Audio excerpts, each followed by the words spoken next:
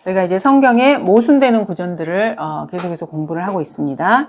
자, 이번에는 마가복음 16장을 한번 보도록 하겠습니다. 모순되는 구절이 아니고 모순되게 보이는 구절들이죠. 그래서 이거를 사람들이 구원과 관련해서 잘못 적용하는 것입니다. 마가복음 16장 이것도요, 이 시대 사람들이 특히 은사주의 그 오순절 계통에, 우리 이제 보통 우리나라 같은 경우는 순복음이라고 그러죠. 이쪽 계통에서 이거를 너무 많이 사용을 해요, 이 사람들이. 이제 보시면은 마가복음 16장 15절부터 18절을 한번 보도록 하겠습니다. 15절부터 18절. 여러분 이건 많이 아실 거예요. 또 주께서 그들에게 말씀하시기를 너희는 온 세상에 가서 모든 피조물에게 복음을 전파하라. 자, 그 다음 이렇게 보시면은 믿고 침례를 받는 자는 구원을 받을 것이나 믿지 않는 자는 정죄함을 받으리라. 그러면서 17절에 믿는 자들에게는 이러한 표적들이 따르리니 즉 내 이름으로 그들이 마귀들을 쫓아내고 새 방언들로 말하리라. 그들은 뱀들을 집을 것이요 어떤 독을 마실지라도 결코 해를 입지 않을 것이며 병자에게 안수하면 그들이 회복되리라고 하시더라. 예수님께서 말씀하신 것은 맞습니다. 그리고 믿고 침례를 받는 자는 구원을 받는 것도 맞고요. 마귀를 그래서 이제 이 제자들 같은 경우에는 사도들의 표적이 있었기 때문에 마귀를 쫓아내기도 하고요. 새 방언들, 그러니까 외국어로도 말을 하기도 했습니다. 여러분이 이제 생각을 해보셔야 될 게 초림과 재림의 상황이 다르다는 걸 아셔야 돼요. 이제 계속 똑같은 말을 지금 반복해서 말을 하는데 이 교회 시대는 아주 특별한 시대예요. 창세 이래 이런 시대가 없었어요. 그래서 주님이 초림하시고 죽으시고 부활하신 다음부터 교회 시대가 이제 시작이 된 거잖아요. 그럼 이 교회 시대를 한번 가로로 이렇게 딱 묶어보세요. 이렇게 묶어서 이거를 따로 이렇게 딱 떼놓 보시면은 초림 다음에 대환란 다음에 재림 이렇게 원래는 연결이 되는 거예요. 그래서 이 초림이라는 말은 대환란과 바로 연계가 되고요. 천년왕국이 곧바로 올 수 있는 상황이에요. 그러니까 우리는 지금 이 교회 시대를 살고 있기 때문에 이 시대만 지금 생각을 해요. 근데 이건 아주 특별한 시대고 구약의 선지자들에게도 드러나지 않은 시대이며 주님의 마음속에만 있었던 시대예요. 그래서 요거를 이렇게 딱 이렇게 위로 이렇게 딱 이렇게 올려놔 보시면은 유대인들이 예수 그리스도를 거부하지 않았으면은 이 교회 시대는 사실 없는 시대예요. 그래서 초림하셨을 때 바로 천년왕국을 생각하시고 이 말씀을 지금 하신 거예요. 왜냐하면 이때는 유대인들이 아직 거부할지 거부하지 않을지 이 시기가 좀 있잖아요. 사도행전 7장 이전까지는 이게 지금 가능성이 있는 시대거든요. 그러니까 이들이 예수 그리스도를 받아들였으면은 어쨌든 십자가에 못 박았기 때문에 대환란을 이스라엘은 어쨌든 맞이해야 돼요. 그리고 천년왕국으로 들어가야 되는 거거든요. 그래서 이제 대환란에 남는 사람들이 있게 되는 것입니다. 그래서 이 말씀을 지금 하시는 거예요. 그리고 그때는 믿음만으로 되는 게 아니고 행위가 수반돼야 되기 때문에 믿고 침례를 받아야 되는 게 있고요. 그 다음에 사도들의 표적이 반드시 따라줘야 돼요. 안 그러면 대환란을 견딜 수가 없어요. 그래서 방언을 하는 것도 표적 중에 하나거든요. 표적이라는 말은 내가 어떤 표적을 행했을 때 그 사람이 가지고 있는 메시지가 있잖아요. 전해야 될 메시지가 있어요. 그러면 이 표적을 통해서 이 사람이 하나님의 사람인가, 이 사람이 하는 말이 주님으로부터 온 것인가 아니면 사탄으로부터 온 것인가를 분별하라고 표적을 주는 거예요. 표적 자체가 목적이 아니에요. 표적을 통해서 그 표적을 행하는 사람의 메시지를 들으라는 거예요. 그래서 예수님께서도 수많은 표적을 행하셨어요. 그리고 가장 큰 표적은 주님께서 죽으시고 부활하신 게 가장 큰 표적이에요. 그 표적을 통해서 이분이 하나님이신 것을 알라는 거예요. 그리고 예수님을 믿었던 사도들이 죽은 자를 살리고 배우지 않은 외국어를 하고 외국어로 복음을 전하고 그리고 마귀들도 쫓아내고 그럼 그 사람들이 그런 여러 가지 표적들을 행하잖아요. 그럼 그 사람이 무엇을 전하는지를 듣고 그걸 믿으라는 거예요. 그 말인 것입니다. 그래서 바울을 제외한 다른 그 사도들은 사도행전 7장 이전까지는 메시아로서 예수 그리스도를 전한 사람들이에요. 그러니까 메시아라는 말은 천년왕국에서의 왕을 말하는 거거든요. 그러니까 유대인에게 그걸 전했고요. 그럼 이제 기회가 있었을 때 이런 표적들을 보고 그거를 믿으라는 것이에요. 그래서 유대인들이 그걸 받아들였으면은 천년왕국으로 들어가는 것입니다. 그리고 사도 바울 같은 경우에는 이제 사도 바울은 유대인들이 거부했을 때 은혜의 복음이 사도 바울에게 이방인들에게 전파하는 게 맡겨졌잖아요. 그럼 사도 바울도 많은 표적을 행했어요. 심지어 뱀에게 물렸는데 전혀 독이 퍼지지 않았어요. 그리고 죽은 자도 살리고요. 마귀들도 쫓아내고 이렇게 했어요. 그럼 그 사람이 전하는 게 뭔가를 보라는 거예요. 사도 바울은 은혜의 복음을 전했거든요. 누구나 주 예수 그리스도의 보혈을 통해서 믿으면 구원을 받는다는 이거를 전했어요. 그래서 그런 표적들을 보고 그 사람이 하는 말이 이 사람은 하나님의 사람이고 하나님으로부터 온 사람이구나. 그래서 그 사람의 메시지를 하나님의 말씀으로 믿고 그것을 겸손하게 받아들이라고 표적을 준 거예요. 표적 자체가 목적이 절대로 그렇지가 않습니다. 이렇게 해서 이런 마귀들을 쫓아내고 새 방언들을 말하고 이러한 것들은 이 사람들이 전파하는 메시지를 듣고 그대로 순종하라는 말입니다. 그래서 대환란에서는 실제로 뱀에게도 독을 이렇게 먹어도 이렇게 몸이 죽거나 그러지 않아요. 왜냐하면 온 세상을 지금 적그리스도가 장악하고 있는 상황에서 이러한 표적들이 없으면 견딜 수가 없어요. 다 그냥 이렇게 대환란 끝에까지 견딜 수가 없는 상황입니다. 그래서 반드시 이때는 주님께서 표적들을 주셔야 돼요. 그리고 병자에게 완사하면 그들이 회복돼야 돼요. 왜냐하면 병원 찾아서 이렇게 치료받고 이럴 돈도 없어요. 왜냐하면 그때는 부자들은 전부 다 적그리스도의 세대에게 붙은 상황이고 적그리스도를 추종하지 않는 사람들은 전부 다 가난뱅이가 될 수밖에 없어요. 경제활동 자체가 불가능하기 때문에. 그래서 이렇게 뱀을 집어도 독이 퍼지지 않고 독을 마셔도 결코 해를 입지 않아야 대환란을 견딜 수 있기 때문에 주님께서 표적으로 이런 걸 주시는 거예요. 근데 이런 걸 가지고 순복음교회나 이런 데 있는 사람들은 지금도 그렇다고 생각을 해요. 지금도. 그래서 자기가 몸을 아무렇게나 이렇게 굴리고 이렇게 해도 자기가 건강할 거라고 생각을 하고, 근데 또 독은 또 먹냐? 그럼 먹지는 않아요. 그렇다고 해서 독사한테 손을 넣느냐? 또 그러진 않아. 왜냐면 죽는다는 거 알거든요. 그러니까 좀 자기가 이렇게 자기 생각하기에 그냥 요 정도는 괜찮겠다. 그 정도만 그냥 이렇게 받아들이는 거. 그러니까 100% 이거를 받아들이는 것도 아닙니다. 그래서 이제 마가복음 16장에 있는 것은 초림과 재림 상황에서 사도들 11 제자에게 이 말씀이 주어졌다는 것이고요. 그리고 이 상황에서는 아직까지 천국 복음이 전파되고 있는 상황인 것입니다. 그리고 이 문맥은 사도행전 2장 38절과 일맥상통해요. 그때도 주님께서 부활하셨는데도 회개하라 이렇게 말씀하시면서 그리고 죄들을 사함받은 것으로 인하여 너희 각자는 예수 그리스도의 이름으로 침례를 받으라 그랬어요. 그리하면 너희가 성령의 선물을 받으리라. 이렇게 말씀하고 있거든요. 이때는 예수 그리스도의 이름으로 침례를 받았어요. 왜냐하면 예수 그리스도를 이들이 붙잡아서 죽여버렸잖아요. 그래서 그런 거예요. 근데 여러분들이 지금 구원받고 나서 침례를 받으시는 것은 예수님의 이름으로 침례를 받는 게 아니에요. 여러분들은 누구의 이름으로 침례를 받으셨습니까? 침례 받으신 분들은? 아버지와 아들과 성령의 이름으로 침례를 받았어요. 여러분은 아들의 이름으로만 침례를 받은 게 아니에요. 그러니까 삼위일체 하나님의 이름으로 침례를 받았거든요. 이게 좀 다릅니다. 시대가 다르기 때문에 그런 것입니다. 왜냐하면 이것은 유대인들에게 주신 말씀이기 때문에 그래요. 그리고 이 침례라고 하는 건 이때 이들이 받았던 침례는 구약에서 정결례라는 게 있거든요. 하나님 앞에 나아갈 때 몸과 마음을 깨끗하게 하는 정결하게 하는 그게 정결례예요. 그게 예식으로 있는 건데 그 일환이에요. 그래서 주님 앞에 나아갈 때 자기 죄들을 깨끗이 씻고 죄가 없는 상태에서 나가는 그런 모습이에요. 우리가 예수님의 피로 씻고 완전히 예수님의 의를 가지고 나가는 거 약간 그게 좀 다릅니다. 그래서 그렇게 해서 침례를 받으면 성령을 받는 거예요.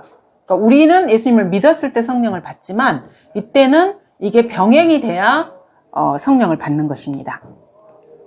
이게 다르다는 것을 여러분이 아셔야 됩니다. 그래서 여기서 이 표적들은 전부 다 유대인 사도들에게 해당되는 표적이라는 것을 아셔야 되고요. 그래서 마가복음 여기 16장 17절에서 말씀하신 유대인 사도들에게 하셨던 말씀이 사도행전 2장 43절에서 실제적으로 이게 성취가 되었습니다. 사도행전 2장 43절 한번 보도록 하겠습니다.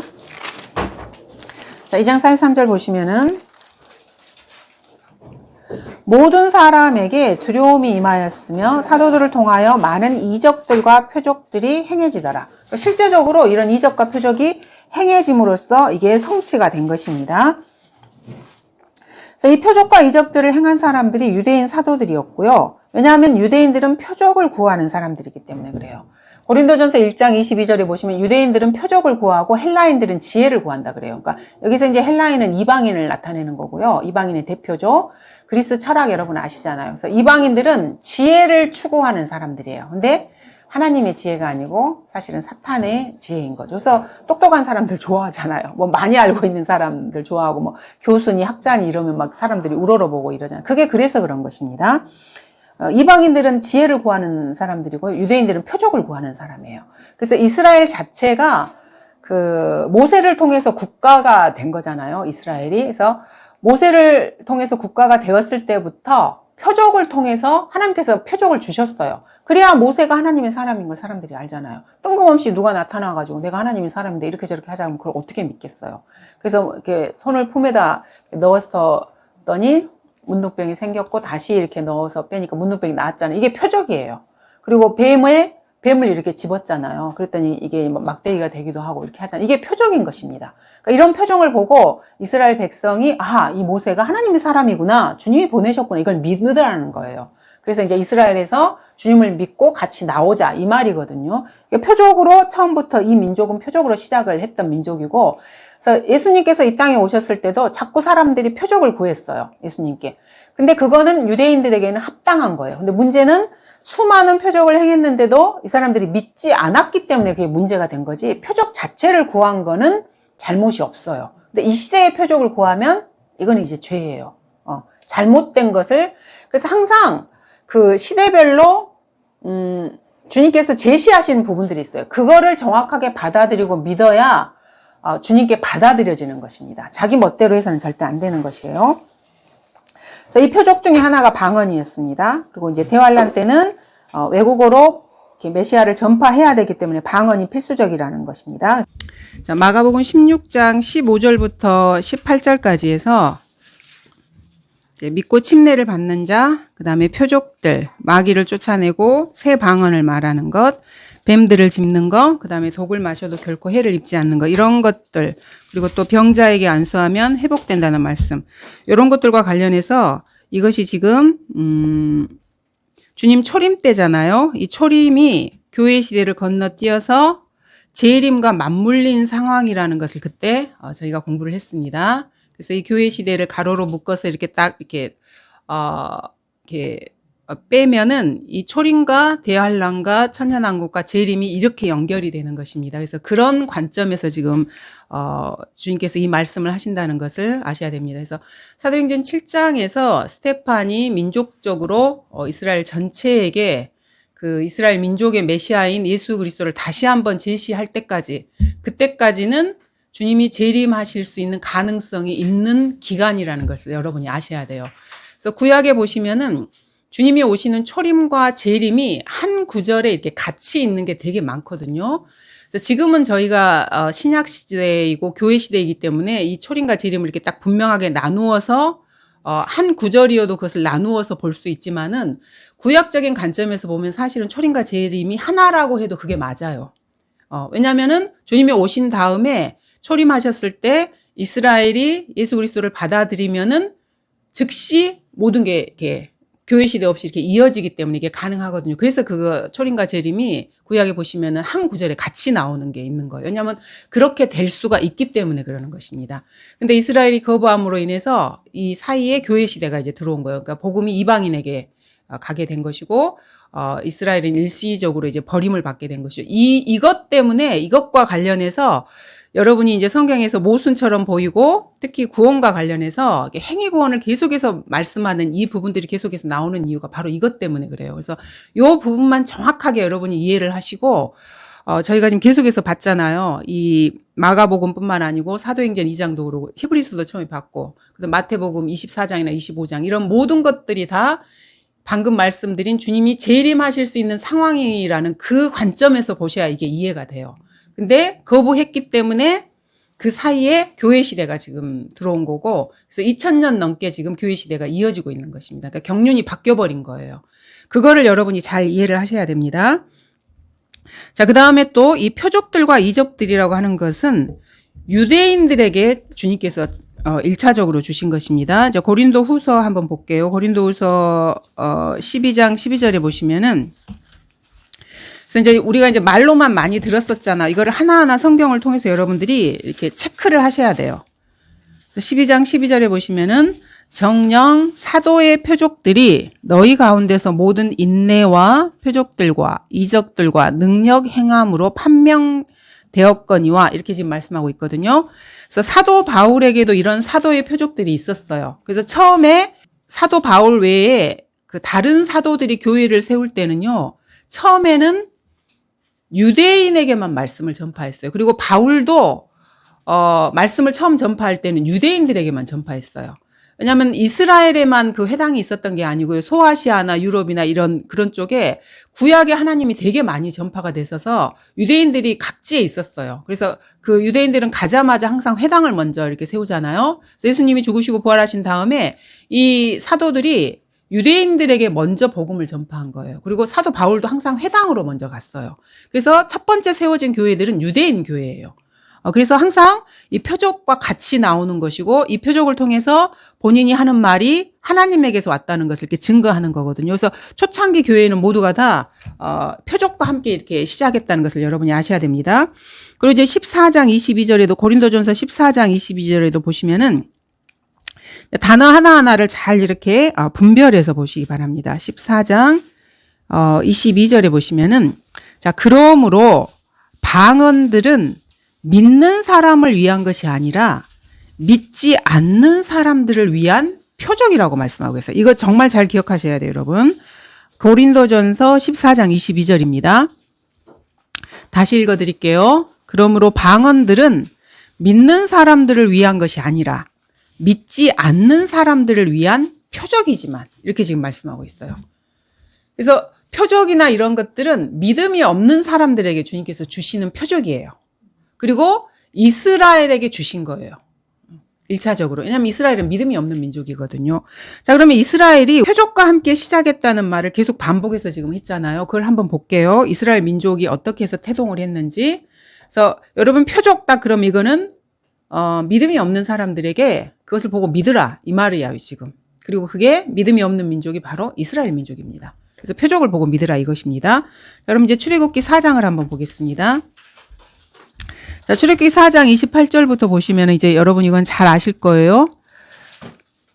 28절부터 31절까지 한번 천천히 한번 읽어볼게요. 모세가 아론에게 자기를 보내신 주의 모든 말씀과 주께서 자기에게 명령하신 모든 표적들을 말하더라. 그러니까 처음에 그 가시덤불에서 여호와 하나님을 이제 만나게 되었을 때 있었던 그 표적들을 출애굽기 4장입니다. 4장 28절부터 31절입니다. 이거를 이제 이스라엘 장로들과 아론에게 다 이제 이야기를 하는 거예요. 그래서 모세와 아론이 가서 이제 처음에 아론에게 이야기하고 이스라엘 자손의 모든 장로들을 함께 모아놓고, 그러니까 대표들을 모아놓고 아론이 이제 말을 잘하니까 주께서 모세에게 말씀하셨던 모든 말씀을 전하고 백성들의 목전에서 표적들을 행하니 표적을 보여준 거예요. 그래야 모세가 이 사람이 하나님의 말씀을 받아서 온 사람이로 이 표적을 보고 이제 알게 되는 것입니다. 그래서 이걸로 시작해서 이제 이스라엘이 태동을 시작을 하는 거예요. 그래서 이거를 표적을 딱 보이니까 31절에 보시면은 백성들이 믿고 이렇게 된 거예요. 표적을 보고 믿은 거예요. 그래서 이스라엘은 표적을 보고 믿는 사람들이고요. 우리 그리스도인들은 안 보고 믿는 사람들이에요. 그러니까 보이지 않는 것들을 말씀으로 듣고 믿는 사람이 우리 그리스도인들이고, 그리고 이 시대 교회 시대 완전히 이게 다르다는 걸 여러분이 아셔야 됩니다. 표적을 보여줬더니 백성이 믿은 거예요. 믿고 또 주께서 이스라엘 자손들을 찾아오셔서 그들의 고통을 살피셨다 함을 듣고 그들이 머리를 숙여 경배하더라. 그러니까 표적을 보고 주님이 이제 드디어 우리를 찾아오셨고 모세를 통해서 이 속박으로부터 벗어나게 해주시는구나 하는 그것을 이제 믿고 하나님께 경배를 드리는 것입니다. 그 표적 자체에 집중하는 게 아니에요.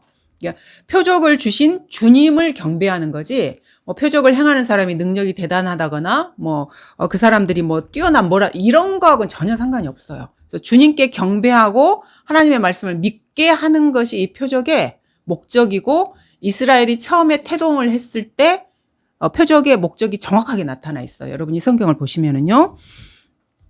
그래서 방언은 표적이에요, 표적. 믿지 않는 사람들을 위한 표적. 그거를 보고 믿으라 이 말입니다. 자, 그러면 우리가 이제 사도행전에서 나오는 방언을 한번 볼게요. 우리가 이제 특히 이 시대에 지금 잘못된 교리들로 사람들을 이렇게 미혹하는 사람들이 뭐 사도행전에서 이랬다 뭐 이런 이야기를 되게 많이 해요. 사도행전에서 사도들이 뭐 이랬고 저렇고 했으니까 우리도 뭐 그렇게 한다 이런 말을 되게 많이 하는데 사도행전에 나오는 이제 방언과 관련된 예를 저희가 이제 세 가지를 한번 보도록 하겠습니다. 근데 이 방언이 나왔을 때 항상 주위에 믿지 않는 사람이 있었다는 걸 여러분이 아셔야 돼요. 그리고 그것이 유대인이었다는 거. 요것과 이제 관련해서 한번 보도록 하겠습니다. 자, 먼저 사도행전 2장이 되게 유명하죠. 그 베드로가 이제 뭐 설교하고 이렇게 했을 때, 그래서 사람들이 지금 이 시대에도 요거를 막 인용해가지고 베드로도 뭐 그때 하고 오순절 때 어쩌고 저쩌고 하면서 우리도 방언하고 막 이렇게 이제 주장을 하는 것입니다. 자, 사도행전 2장 14절을 보시면은, 자, 그때 베드로가 11사도와 함께 일어서서 목소리를 높여 그들에게 말하기를. 자, 베드로가 말한 거 맞습니다. 너희 유대 사람들과 예루살렘에 거하는 모든 사람아. 자, 대상이 누구입니까? 유대인입니다. 자, 이 일을 너희에게 알게 하겠으니 내 말에 경청하라. 자, 이제 앞에 보시면은 사도들이 지금 이렇게 방언으로 말하고 그래서 이제 사람들이 놀랍니다. 그래서 이제 베드로가 설교를 하는 것입니다. 지금은 겨우 낮 제3신이 너희가 짐작하는 것까지 이 사람들이 취한 것이 아니라 이것은 선지자 요엘로 말씀하신 바니라고 하면서 이제 성경을 쭉 이렇게 말씀하십니다. 그래서 여기서도 요엘 이야기를 하는 게 재림이 임박했기 때문에 그런 거예요. 그러니까 언제든지 재림할 수 있는 상황이기 때문에 그래서 요엘서를 인용한 거고 하면서 지금 이렇게 말을 하고 있습니다. 여기서는 유대인들이 지금 예수 그리스도를 십자가에 못 박혀 죽여버렸잖아요. 그러니까 유대인들이 예수님을 메시아로 안 믿은 거예요. 그래서 이제 부활을 하셨기 때문에 다시 한번 전파하는 거예요. 너희가 이제 죽였는데 부활을 하셨으니까 너희가 죽인 그분이 부활했다. 그분이 너희가 기다렸던 메시아라고 지금 요엘서를 인용해서 다시 한번 이렇게 전파를 하고 있는 것입니다. 이게 이제 그 2장 36절에 보시면은 이게 이제 결론이죠. 그러므로 이스라엘에 온 집이 분명히 알 것은 너희가 십자가에 못 박은 이 예수를 이 예수 유대인이 못 박았잖아요. 하나님께서 주와 그리스도가 되게 하신 것이라. 이게 지금 핵심이에요. 너희가 못 박았는데 그분이 바로 너희가 기다렸던 그리스도다. 지금 이거를 유대인에게 전파하는 것입니다. 그래서 그랬기 때문에 방언이 지금 그 앞에서 나왔던 것이고 그다음 두 번째는 사도행전 10장을 한번 보도록 하겠습니다. 물론 이 말을 들은 모든 사람들이 다 믿은 것은 아닙니다. 사도행전 10장에도 이제 방언 이야기가 나옵니다. 10장 45절에서 46절을 한번 볼게요. 자, 베드로가 아직 이런 말을 하고 있을 때 성령께서 그 말씀을 듣는 모든 사람에게 임하시더라 라고 지금 말씀하고 있습니다. 자, 여기 보시면은 지금 이방인들에게 지금 복음을 전하는 상황에서 베드로가 지금 사도행전 2장에서 했던 말처럼 계속해서 그 말을 지금 하려고 쭉 말을 이어가고 있어요. 근데 중간에 성령님께서 이 말씀을 듣는 모든 사람에게 임하신 거예요. 근데 성령님은 눈에 안 보이잖아요. 그래서 성령님이 임하셨다는 것을 보여주기 위해서 방언을 하는 거예요. 자, 45절에 보시면 그러므로 베드로와 함께한 모든 할례 받은 믿는 자들이, 그러니까 할례 받은 사람이라는 말은 유대인이잖아요. 그러니까 이 유대인들이 베드로와 함께 지금 왔어요. 그래서 이제 이방인들에게 복음을 전파하고 이렇게 하는데 성령의 선물을 이방인들에게도 부어주심을 보고 놀라버린 거예요. 그러니까 방언을 통해서 유대인들에게 표적을 보여주신 거예요, 주님께서. 이 사람들이, 이제 이방인들에게도 주님께서 이 은혜의 복음을 통해서 그 사람들도 받아들인다는 그거를 보여준 거예요. 방언을 통해서. 그러니까 여러분이 그 유대인 개념을 잘 아셔야 되는 게 유대인은 율법에 따르면은요, 이방인하고 섞이면 절대 안 돼요. 그래서 밥도 같이 안 먹어요. 물론 결혼도 하면 안 되고 이게 율법이거든요. 물론 유대인들이 그걸 많이 범하고 뭐 결혼도 하고 이렇게 혼혈아도 낳고 이런, 그래서 그게 우상 숭배로 이어졌잖아요. 근데 율법에 따르면은 이스라엘은 독특한 백성이고 주님께서 선택하신 민족이기 때문에 이방인과 섞이면 절대 안 돼요. 그러면 이제 이방인을 따라감으로 인해서 주님이 원래 의도하셨던 그 이스라엘 민족의 이방인들의 머리로서의 역할을 못하게 되는 거거든요. 그래서 율법으로 금하게 돼 있어요. 그래서 이스라엘 민족은 이방인들을 완전히 죄인 취급을 하면서 개 취급을 했거든요. 그래서 이방인 그러면 개예요. 개라는 말은 죄인이라는 말이거든요. 이게 같이 연결되는 거예요. 그래서 이방인하고 상종을 안 해요. 근데 지금 복음의 경륜이 바뀌어가고 있는 거예요. 이 복음이 이방인들에게 지금 전파되는 거예요. 이건 이제 시발점, 처음 초기 단계잖아요. 우리는 이제 그거를 다 알아요. 근데 초기 단계이기 때문에 유대인들은 지금까지 본인들이 배워왔던 그 개념을 가지고 있기 때문에 하나님께서 이방인을 상종을 안 한다고 생각을 하고 있어요. 근데 주님께서는 방향을 바꿔서 이제 이방인들에게로 복음의 방향을 지금 틀고 계셔요. 왜냐하면 유대인들이 계속해서 거부를 하고 있기 때문에. 이제 그런 상황인 거예요. 그런 상황에서 이방인들에게 성령을 주님께서 이제 주시고, 우리와 같은, 지금 우리 다 알잖아요. 우리는 믿으면 성령을 주시고 하나님의 자녀가 되고 이런 이제 계획을 실천해 나가시는데 주님께서 이렇게 하시는데 이 유대인들은 그걸 전혀 모르는 거예요. 그래서 유대인들에게 그거를 주님께서 보이실 필요가 있는 것입니다. 그래서 베드로도 몰랐어요. 이런 것들을.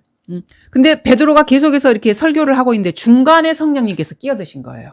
그래가지고 이 듣는 사람들에게 그 표적을 보이신 거예요. 그러니까 베드로도 깜짝 놀라고 함께 왔던 유대인들 전체가 놀란 거예요.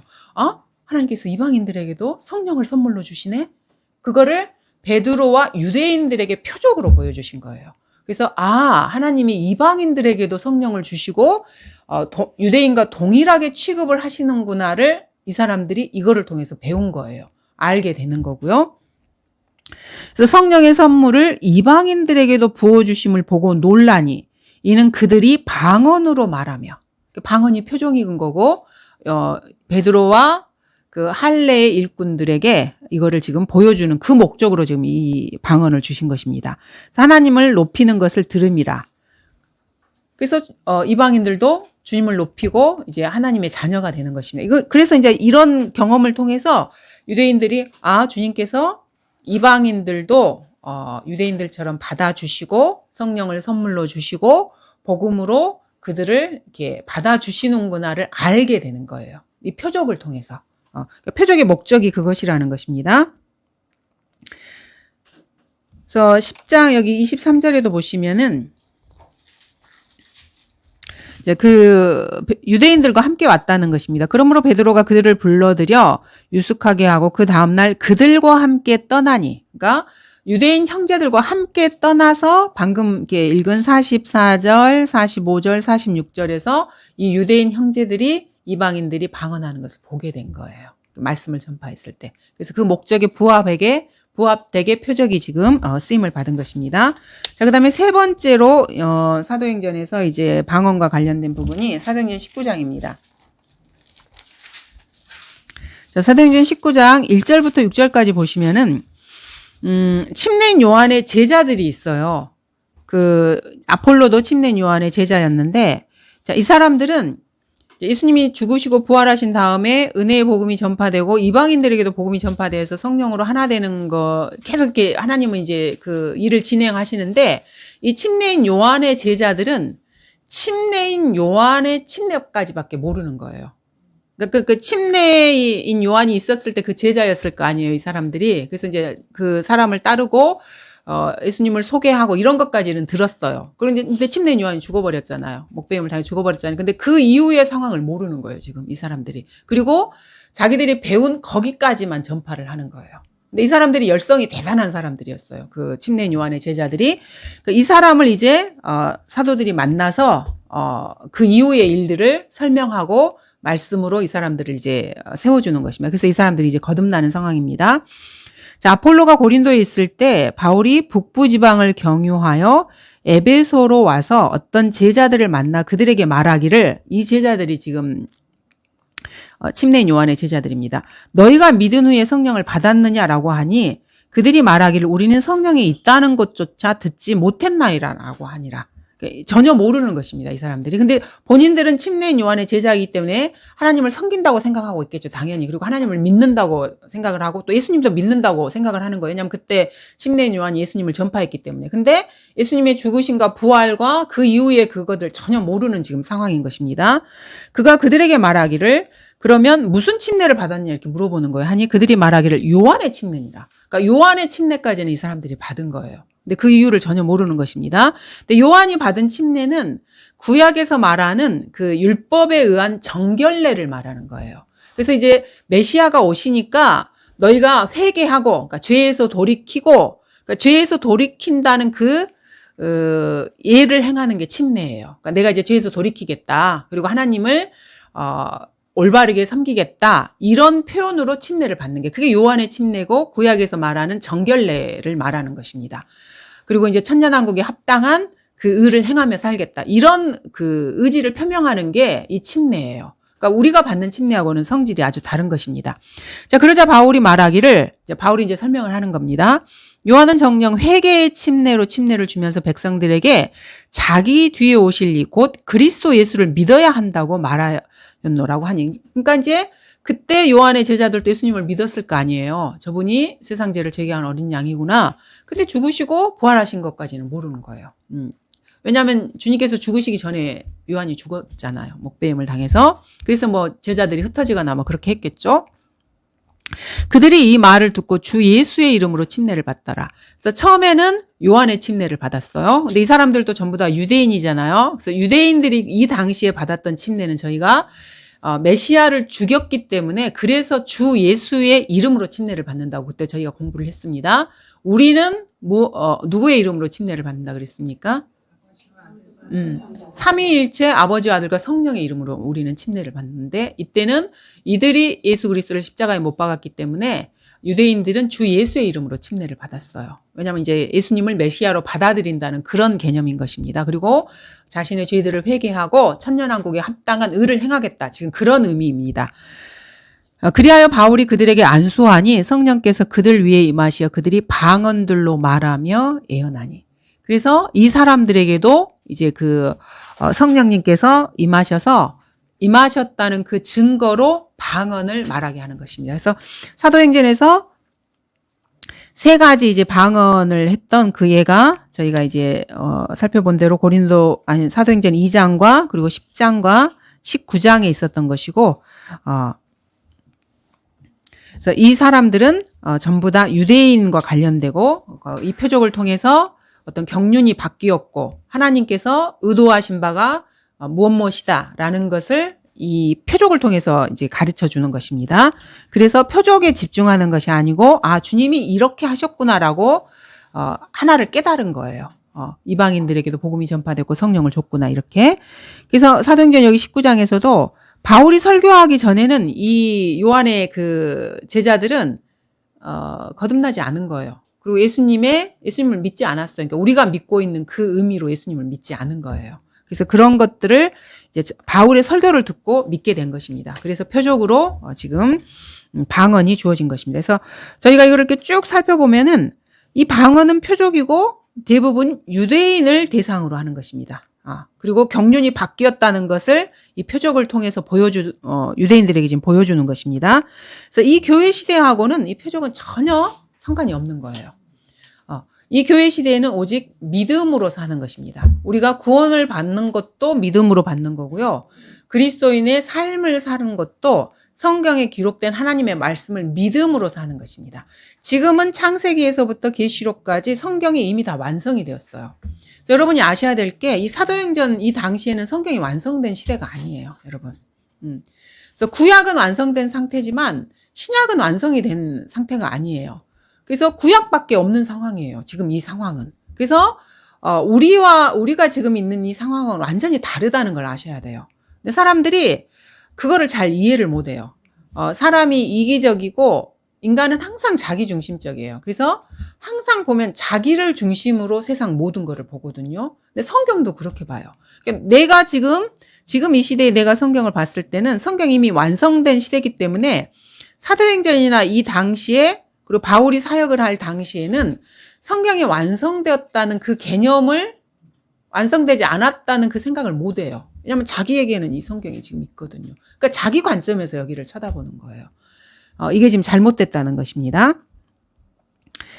그래서 이 방언이나 이런 표적들은 이 교회 시대와는 전혀 상관이 없습니다. 그래서 사도들이 이제 이렇게 후기로 이렇게 접어들면서 이 표적들은 점점 사그러들어요. 왜냐하면 더 이상 표적을 행할 이유가 없기 때문에 그래요. 지역마다 교회가 세워지고 이방인들도 교회에 이제 합류하고 그렇게 해서 더 이상 표적을 할 이유가 없기 때문에 이제 표적이 그치게 되는 것입니다. 그래서 여러분이 1차적으로 알아야 되는 것은 예수님께서는 유대인들의 메시아예요. 그리고 오신 이유도 유대인들을 위해서 오셨어요. 또 유대인들이 거부했기 때문에 그것이 이방인들에게 우리가 수혜자가 된 것뿐이지 1차적으로는 유대인들을 위해서 오셨어요. 그래서 주님께서 처음에 이제 사역을 유대인들만을 위해서 하신 게 맞아요. 그래서 그 이방인의 길로도 가지 말고 다른 길로 가지 말라고 제자들에게 이방인들에게 가지 말라고 하셔요. 그리고 수로페니키아 여인이 이렇게 왔을 때 자기 딸을 좀 이렇게 고쳐달라고 했을 때 주님께서 거절하셨어요. 왜냐하면은 자녀들에게 빵을 먹여야 된다고 이렇게 말씀하시거든요. 그랬더니 그 여인이 이제 개들도 그 부스러기를 먹는다 그러면서 개가 이방인을 말하는 거거든요. 그러니까 이스라엘이 충만해지면은 그 은혜를 이방인들이 받게 되는 거예요.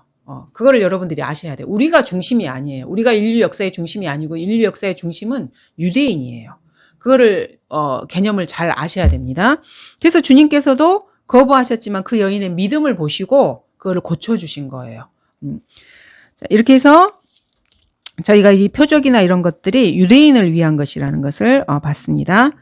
그래서 예수님께서는 유대인의 메시아라는 거, 그리고 사도들 역시 모두가 다 유대인이었다는 거, 그리고 처음에 사도들이 사역을 시작했을 때도 유대인을 대상으로 사역을 시작했다는 거, 유대인이 거부했을 때 이 복음이 이방인들에게 넘어갔고, 그래서 주님께서 바울을 그때 이제 선택을 하신 거예요. 이방인들에게 복음을 전파하기 위해서. 그 전에는 전부 다 유대인이었어요.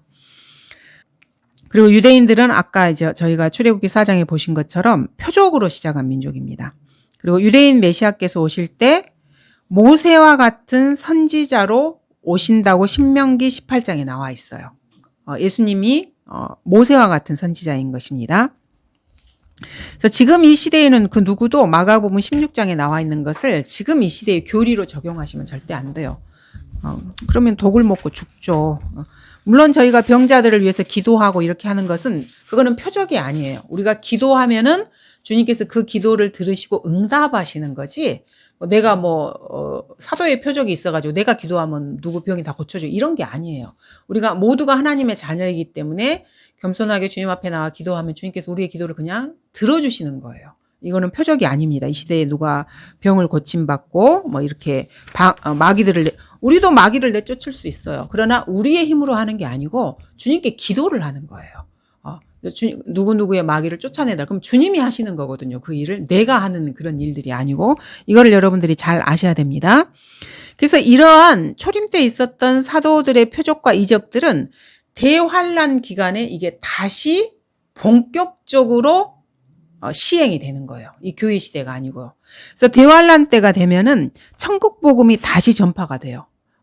천국이 임하게 되고 주님이 재림하시고 이게 그러니까 초림과 재림이 같이 이어지니까 다시 표적이 당연히 행해져야 되는 것입니다. 그래서 마가복음 16장, 그러니까 마가복음뿐만 아니고 사복음서와 비슷한 상황이 전개가 되는 것입니다. 그래서 여러분 아시는 것처럼 유대인 14만 4천 명이 이제 유대인 남은 자들이잖아요. 그래서 이 사람들이 유대에서만 복음을 전파하는 게 아니고요. 전 지구적으로 복음을 전파하게 돼요. 이 복음이라는 것은 이제 예수님이 오신다는 그거를 말하는 것입니다. 그러면 유대인들이 어떻게 외국어를 하겠어요? 배우지도 않은 외국어를. 그러니까 방언이 필요해요. 외국어를 할 수 있는 능력이 있어야 되거든요. 왜냐하면 전 세계로 가야 되거든요.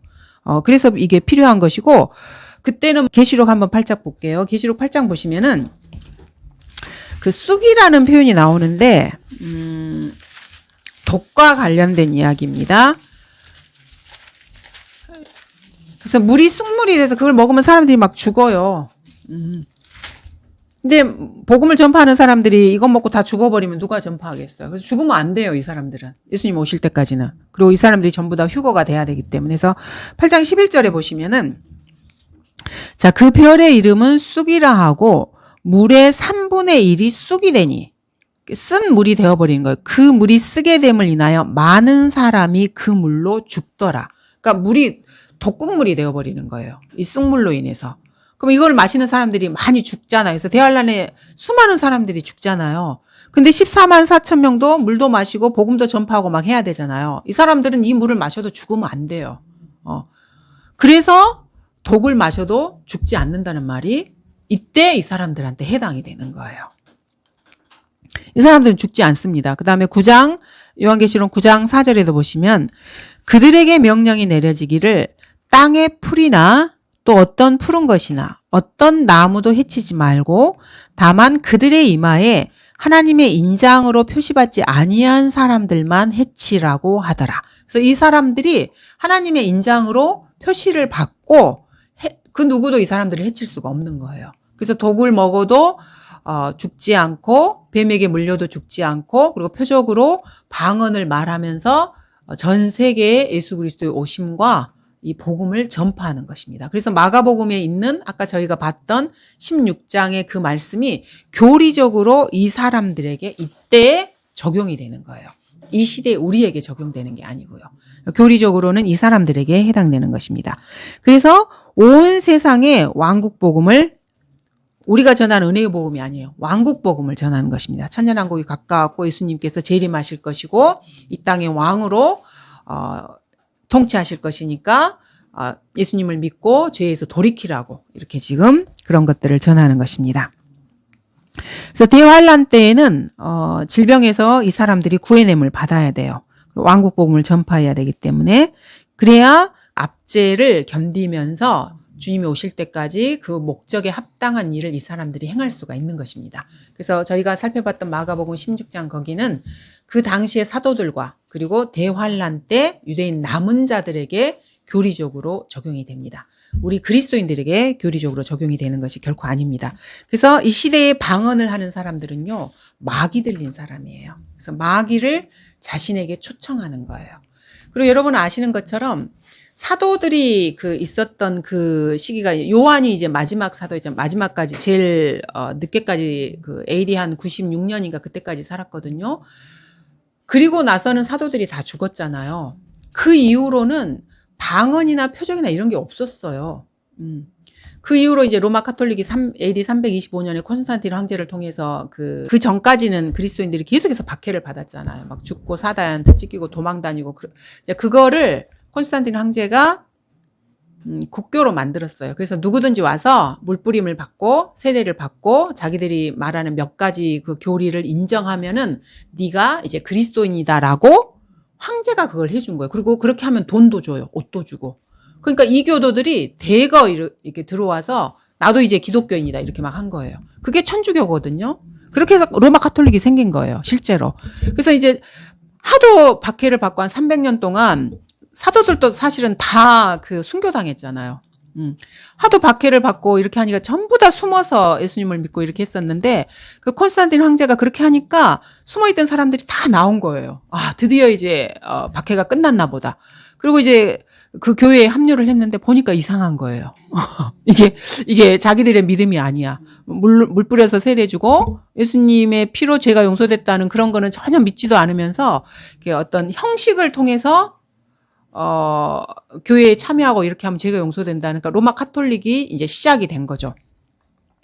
그래서 그리스도인들이 다시 다 숨었어요, 다시. 그리고 중세시대 거의 1500년 이상을 로마 카톨릭이 그 유럽 전체를 장악을 했어요.